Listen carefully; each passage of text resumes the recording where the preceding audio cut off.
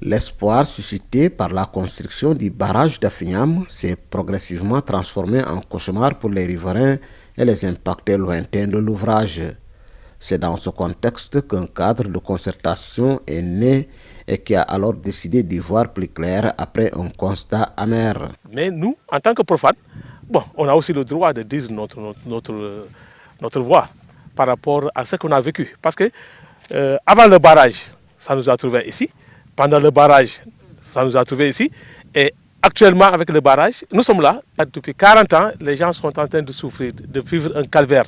Parce que le département de Bignona, on n'a pas de poisson, on n'a pas de riz.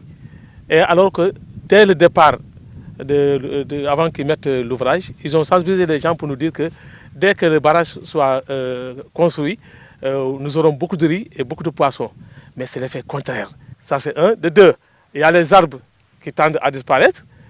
On n'a plus de mangroves, on n'a plus de poissons, alors que dans le temps, tout ça, il y avait tout ça. Mais maintenant, à partir de lorsqu'on a mis le barrage, c'est des problèmes. Et les populations vivent vraiment un calvaire. Et pourtant, le directeur du barrage est catégorique. Le problème, ce n'est pas que le barrage en tant que tel. Ce qu'il faut que l'on sache d'abord, que le barrage d'Afignam, c'est un barrage anti-sel.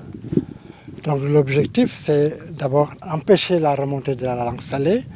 Maintenant, pendant la saison de pluie, avec le ruissellement, permettre le dessalement des terres contaminées en amont du barrage et progressivement la remise de ces terres-là pour la riziculture. Ce qui n'a pas été compris par les populations, c'est que c'est le problème des aménagements qui sont liés au barrage d'Afignam. Alors que là, c'est un volet complémentaire du barrage d'Afignam qu'il faut mettre en œuvre. Donc le barrage actuellement joue pleinement son rôle, mais les gens s'attendent à ce que les aménagements soient faits. Et comme les aménagements ont tardé à suivre la construction du barrage, ils ont cru que le barrage était à l'origine de tous leurs maux. Ces éclairages du directeur du barrage sont loin de calmer les membres du cadre de concertation.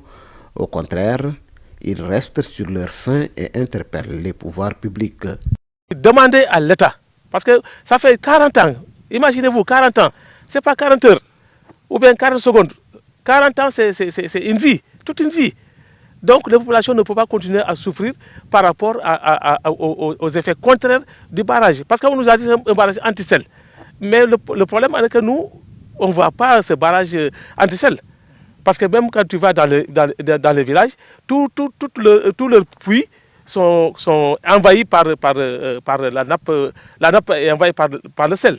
Donc où est-ce que ça se trouve ce barrage anti-sel? Donc c'est pour ça que nous demandons à l'État, qui est le premier responsable, de venir en aide à la population du département de Bignona. Le département de Bignona est très fatigué, trop fatigué, sincèrement. On est trop fatigué. Comme nous disons aujourd'hui, le Djoubal Djoubanti, mais maintenant, c'est à partir de là maintenant que le slogan doit commencer ici à Bignona. Après cette visite et cette sortie du cadre de concertation, le débat sur le barrage d'Afignam est alors relancé, mais le plus important pour cette structure, c'est quelle va être la réaction de l'État.